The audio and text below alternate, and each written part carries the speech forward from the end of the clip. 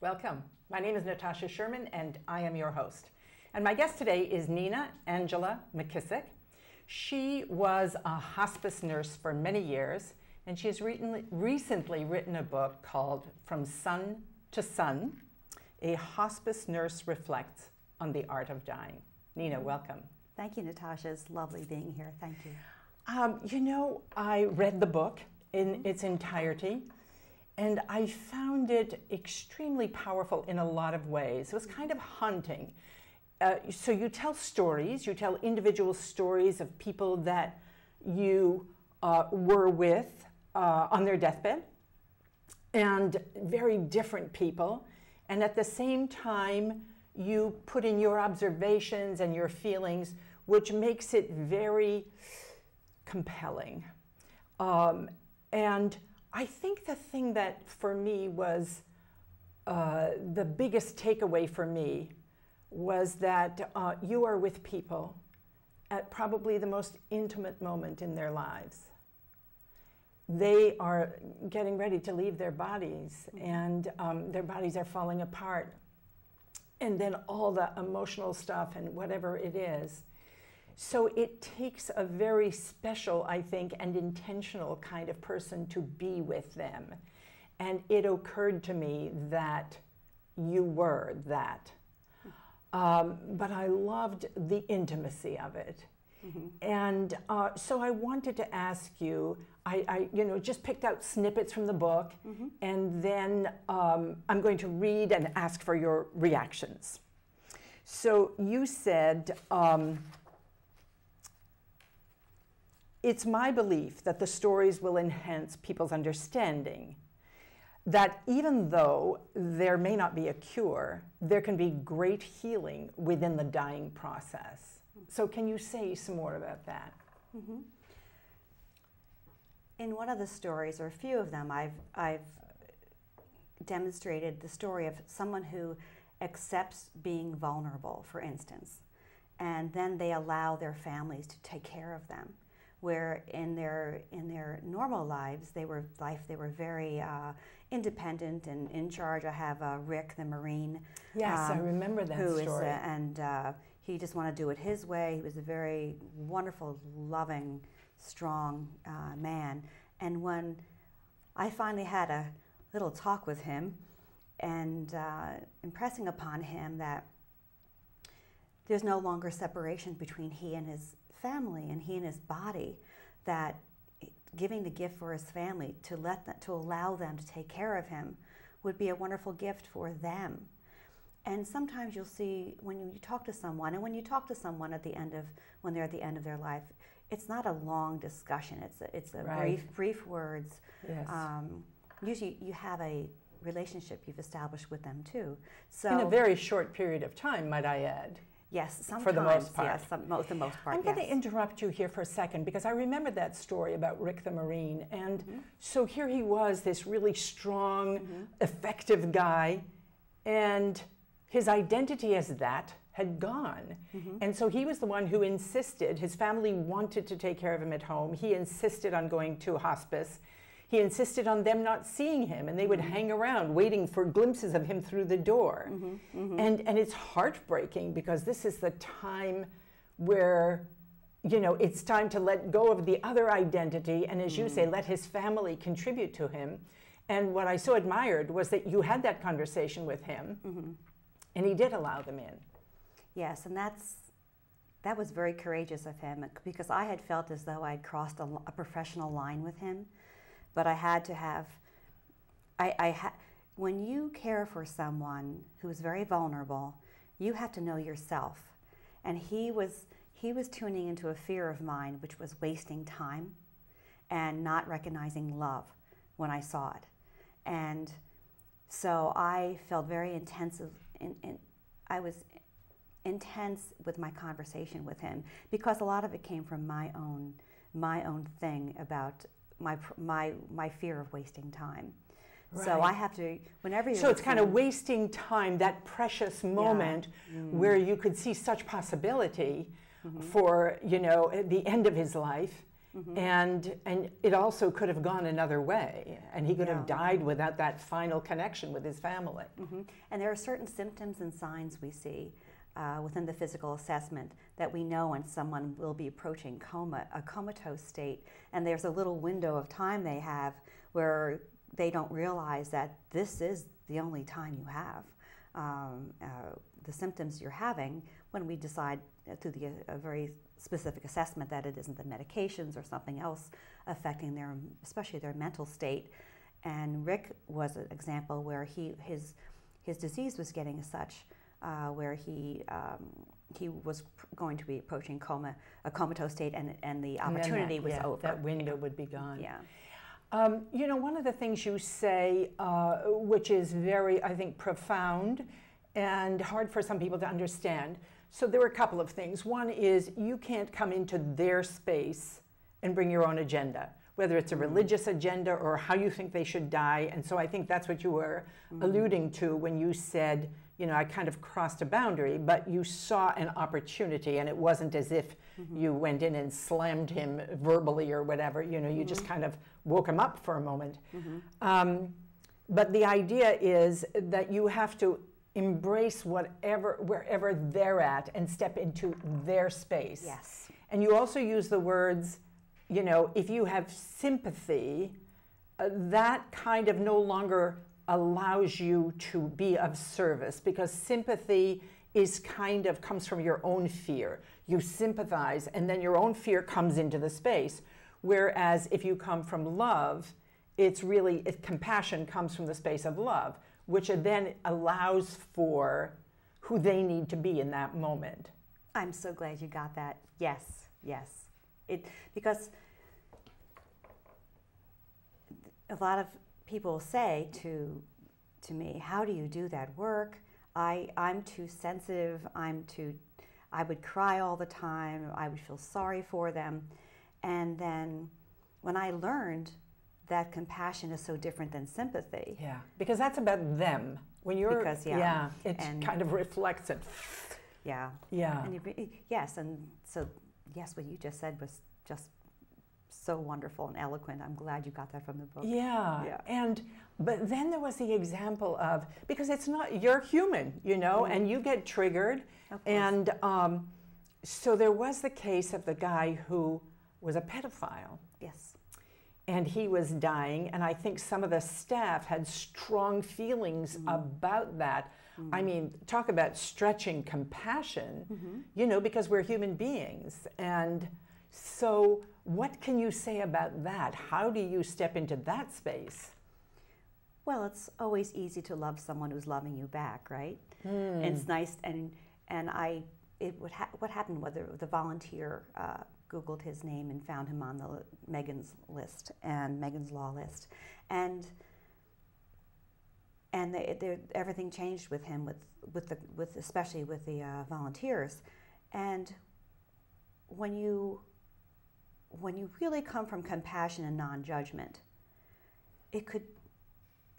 there's so many layers to every human being, and perhaps this is the only time he's being accepted and loved in a safe environment, and we owe that to him.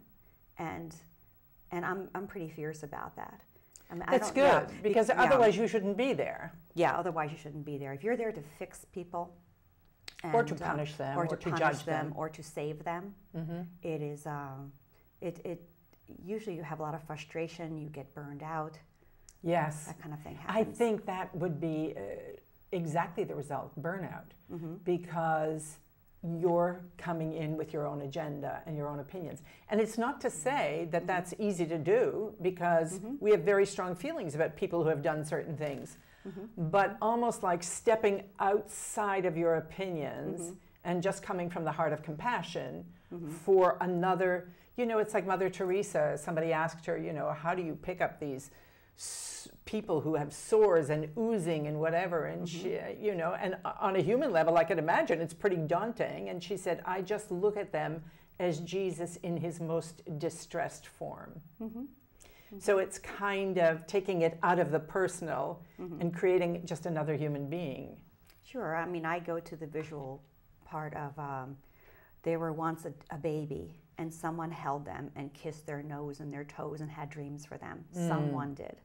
So, yeah, even yes, that tapping someone. into this was a child who came into the world not meaning to harm anyone. Yes. Yeah. So, and I think I silently thank the people for allowing me to test my compassion and my ability for it. So they're your teachers. Yeah, and he yes, of course. He was a wonderful man. He was beautiful, beautiful, generous, kind, loving, lovely man.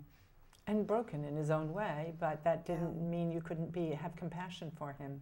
For all those other things. Of course not. He was on this earth. Yes. And he did it. So, and there's one touching story about some man who you brought outside to see the last full moon. Yeah. And it's lovely. Yeah. It's Eric, and he had ALS, and ALS seems to be developed in people who are just courageous and magnificent. And when I say that no highly decorated soldier in the trenches has anything on my ALS patients, I mean it.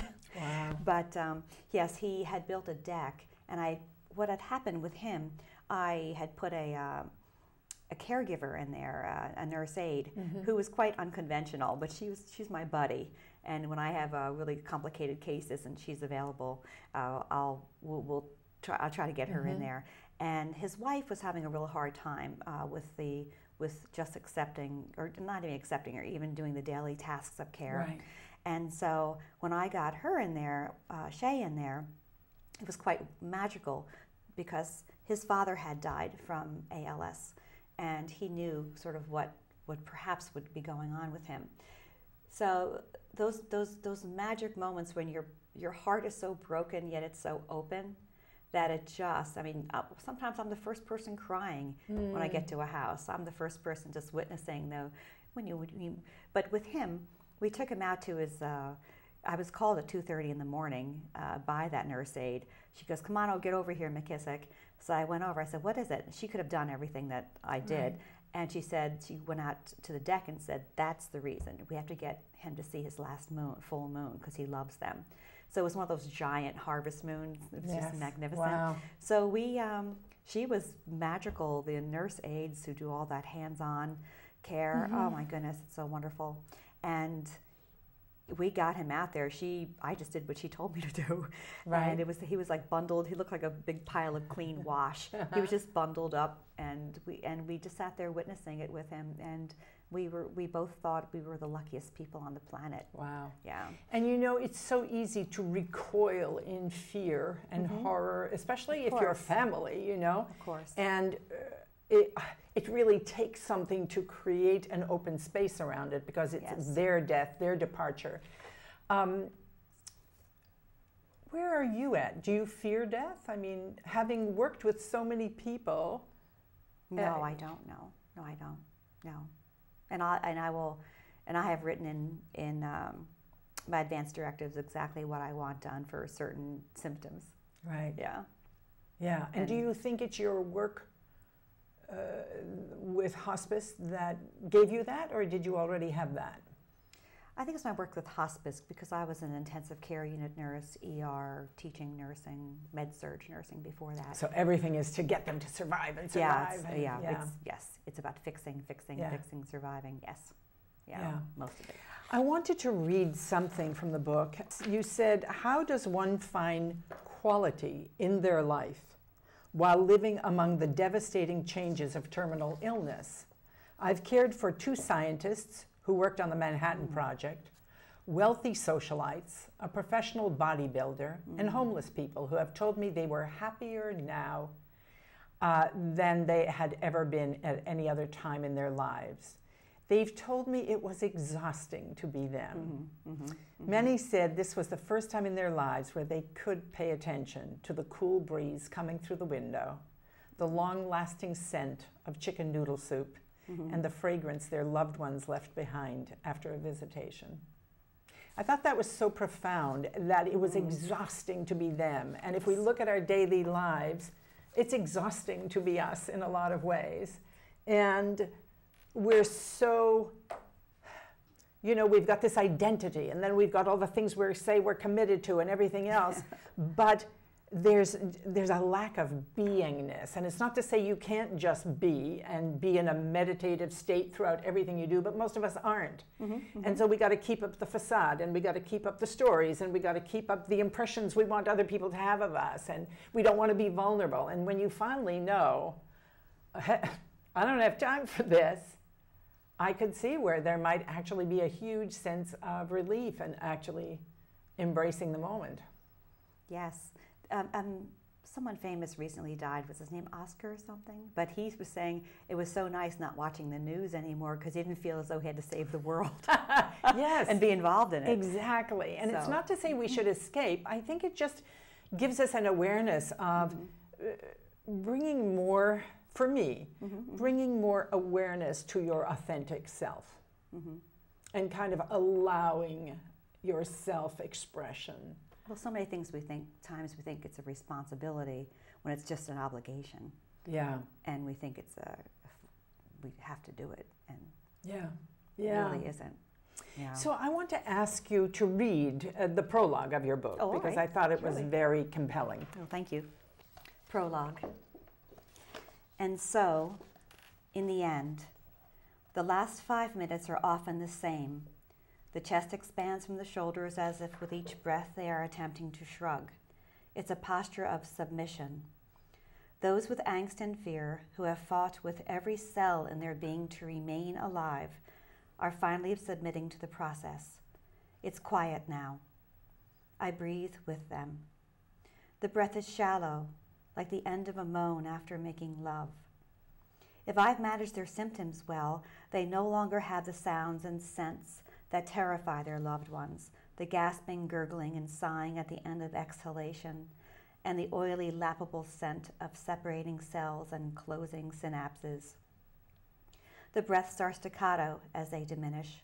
The mouth opens as jaws relax, and one or more eyes may gently, slowly close. The heart quiets, less work to do now. My hands remain under and over their heart, the hand on their back between the shoulder blades, absorbing the beating, the slowing, the quieting. I close my eyes and imagine strength and peace. I place my mouth next to their ear and whisper, "Good work. Go with love. Thank you." And sometimes I add, "Say hi to my sister Mary Jane."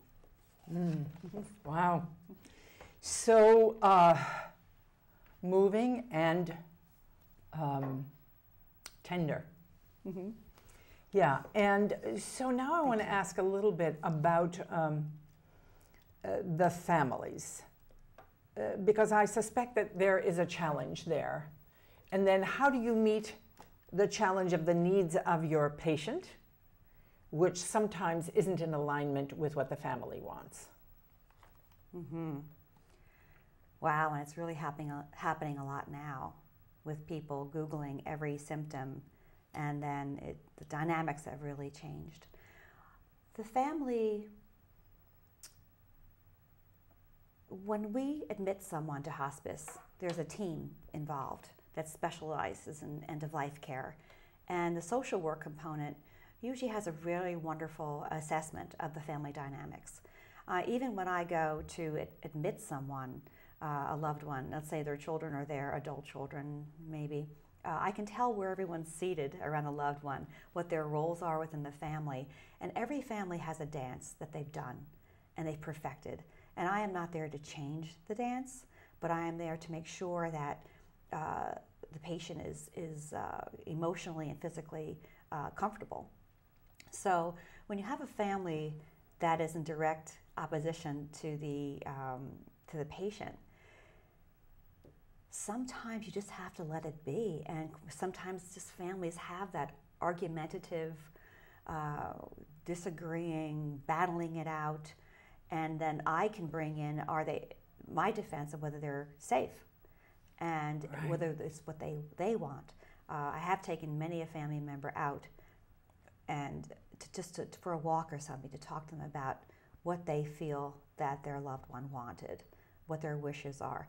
But I also understand that when people are in grief, their cortisol levels are up, they're secreting adrenaline, they're not in their right mind. So I just have to make sure that I slowly bring the rest of the team in, the possible, if they're religious, with our hospice chaplains are amazing, and see what their fear is about this whole experience. Just a couple of weeks ago, we had these two women in their 60s, and their mother was in an intensive care unit, dying, and they said, "Do everything. We don't want our mommy to die." And we're just like, okay, right. Fine. But so we just have to explore the family dance that they've done, and keep our patients safe. Really, yeah. And sometimes we can show them what compassion looks like.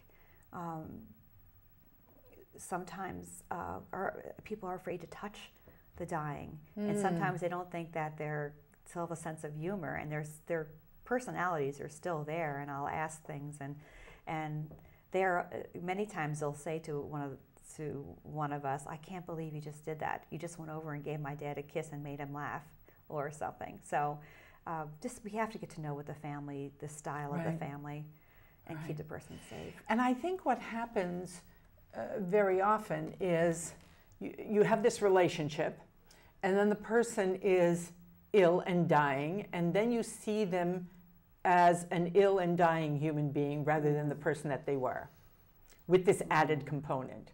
So as you say, you start to be careful. You don't touch. You miss the opportunity of making them laugh, and you may even make them laugh about death. I think we're just not skilled at it. Yeah. And I think it's also, you have the opposite too. Someone who doesn't like to be touched a lot is dying, and all of a sudden people are touching them. Oh, yes. Yes. But sometimes the conversations we have with the patient alone is very different than the ones we have with the families, because everyone's trying to keep the other person, strong, or keep them whatever. safe, protect them. Yeah. So that's another thing I wanted to ask you, because you talk about missed opportunities. Every family has their dance, but there's an opportunity at that stage to say things. You talk about, you mentioned about every family has its secrets, but if at some point, not waiting till the deathbed, to address those secrets, the whole family dynamic could have changed in a transformational kind of a way. And so this whole idea of waiting till the deathbed to say these things is kind of a wake-up call for us. It is. I think under the guise of protecting someone, you're actually confusing them. And I tell parents sometimes, if the children are very, very adamant about getting history, their parents' history, I'll just mention to them, well, to you it's personal, to them it's their history. So perhaps you may want it, but you don't have to do anything. Right. But the family secrets that come up sometimes they're blown apart because they can't be maintained anymore. Right. The woman who in the book, Clarentine, whose husband was a pedophile, she had to live with her secret all her, right through to the end, while her sister-in-law encouraged her to go to her husband. And, yes, he's waiting for you on the other side. So yes, that was great. So, but then again, the secrets. I had in the book, the man who brought his lover from Rio de Janeiro. He brought her in. He wanted to be with her. As opposed to his wife. As opposed to his wife. Yes. Yeah. So that was pretty wild, witnessing that and being sort of part of that equation. But how great that he actually did that for himself, because she was the one who he really wanted to be with. Yeah. I don't know what the collateral damage is, but you don't know. He's dying. It's his. Yeah. I mean, maybe the children will understand when they've been married for 35. I don't know. Maybe. Right. But it's everything's so intense at the end, like that, when they get a diagnosis where they're going to be dying from this disease, that everyone's so different. Yeah. Really, truly. So we have 2 minutes left. Is there anything you want to tell the viewing audience? Any kind of wisdom you want to share, or yeah. I think there's so many faces of love that everyone has to lighten up on each other. I mean, love can be loud and sarcastic and seemingly ugly, but if you listen to it, that's sometimes how a family or two people respond. I mean, I've been cursed out and then asked to come back the next day. Right. That kind of thing. So I think we have to just lighten up on ourselves. The dying have so much to teach us about, like you were saying before, responsibilities compared to obligations. And don't wait. Don't wait to if you don't know what to say to someone. I had a call last night. What do I say to my mother who's dying? And I said, if you don't know what to say that. Say, I don't know what to say. All I know is I'm scared. My heart's broken. I'm confused. And that's honest. That's real. Yeah, that's real. So don't wait to make things pretty. So many people will not call someone because they don't want to treat them any differently than they usually treat them. Right. I said, well, things are very different. So go ahead. And you know, it's a luxury to wait, and it has excruciatingly high stakes. Yeah. So don't wait and get real. And get real. Yes. Get as close to it as you can. Yeah. Yeah. Yeah. All right, so we're at the end of our time. I want to thank you. I encourage people to check out your book. Thank you. I found it a very compelling read, and not just compelling in that it was interesting, but it's very impactful, and it kind of made me think. And so I wish you much success with that. Thank you very much. Thank you very much. Nina, thank you for coming on the show. You're welcome. You're most welcome. My pleasure. Thank you. My name is Natasha Sherman. Thank you for joining us.